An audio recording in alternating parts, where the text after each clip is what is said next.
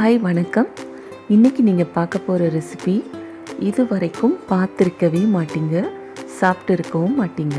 அதுதான் பிரெட் பணியாரம் மசாலா. இதை நீங்கள் 5 நிமிஷத்தில் செஞ்சிடலாம். ரொம்ப ஸ்பைஸியாகவும் டேஸ்டியாகவும் இருக்கும்.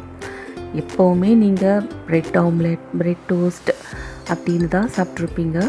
அது சாப்பிட்டு ரொம்ப போர் அடிக்கும். இந்த மெத்தடில் செஞ்சு பாருங்கள், உங்கள் வீட்டில் எல்லாருக்குமே பிடிக்கும். இதுக்கு ஜஸ்ட் பிரெட் எக் இருந்தாலே போதும். Breakfast ready. வாங்க எப்படி ப்ரிப்பேர் பண்ணலான்னு பார்க்கலாம். பிரெட் பணியாரம் செய்கிறதுக்கு தேவையான பொருட்களை லிஸ்ட் எடுத்து வச்சுருக்கேன், பாருங்கள். இப்போது இதுக்கு 2 எக்ஸ், 4 ஸ்லைஸ் பிரெட், கர்ட், மஞ்சத்தூள், சில்லி பவுடர், பெப்பர், தனியா பவுடர், கரம் மசாலா, அரிசி மாவு, சால்ட். இப்போது பணியாரத்துக்கு மிக்சிங் பண்ணலாம். ப்ரெட்டை சின்ன சின்ன பீசஸாக ஆக்கி வச்சுக்கிட்டேன் கையிலேயே. அதில் கர்ட் ஊற்றியாச்சு, 2 முட்டையை உடைச்சி ஊற்றியாச்சு.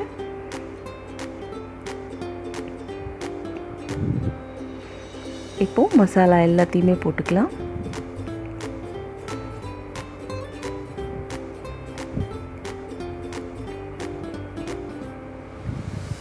இப்போ இதை நல்லா மிக்ஸ் பண்ணிக்கலாம். ஃபஸ்ட்டு மிக்ஸ் பண்ணியாச்சு. இப்போது கொஞ்சமாக தண்ணி ஊற்றிக்கலாம்.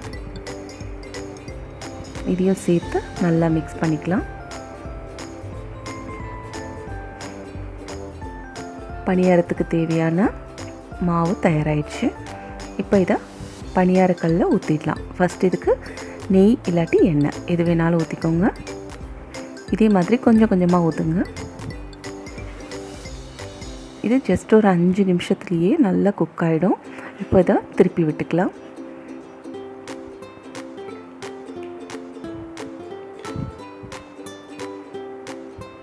அழகாக வெந்து வந்திருக்கு. இப்போ எல்லாமே வெந்துடுச்சு. இதை இப்போ எடுத்துடலாம் வெளியில். இப்போ இதுக்கான மசாலா ரெடி பண்ண போகிறோம். அதுக்கு தேவையான பொருட்களையும் லிஸ்ட் போட்டு வச்சுருக்கேன், பார்த்துக்கோங்க. இதுக்கு 1 டேபிள் ஸ்பூன் எண்ணெய், கொஞ்சம் அதிகமாக வேணுனாலும் நீங்கள் யூஸ் பண்ணிக்கலாம். இப்போ இதில் சின்ன சின்ன பீசஸாக கட் பண்ண கார்லிக் போட்டு நல்லா வதக்கிடணும். அதுக்கப்புறம் 2 பச்சை மிளகாவை இதே மாதிரி கட் பண்ணிக்கோங்க. அதுக்கப்புறம் ஆனியன் எல்லாத்தையும் சேர்த்து நல்லா வதக்கிக்கலாம்.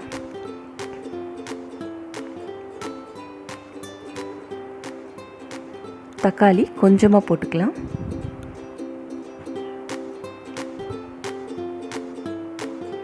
அதுக்கு தேவையான சால்ட்டு,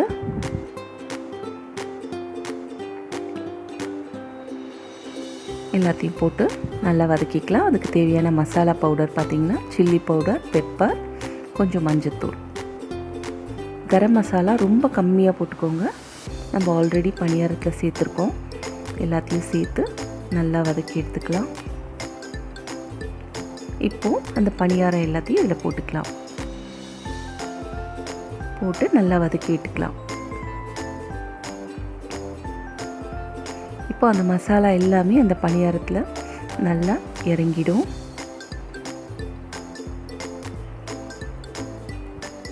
இது கொஞ்சம் சாஃப்டாக ஆகிறதுக்காக 1 டேபிள் ஸ்பூன் தண்ணி ஊற்றிக்கலாம்.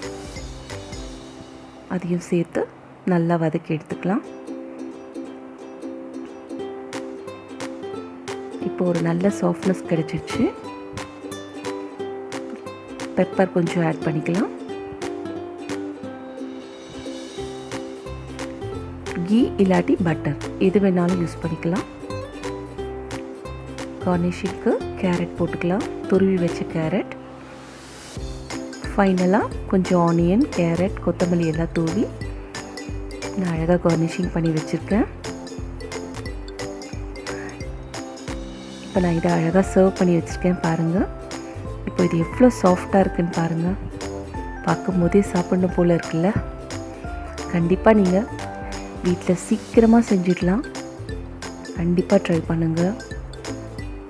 இதை அவ்வளோ டேஸ்ட்டாக இருக்கும். எல்லாருக்குமே ரொம்ப பிடிக்கும். வீட்டில் இந்த குழந்தைங்க நல்லா விரும்பி சாப்பிடுவாங்க.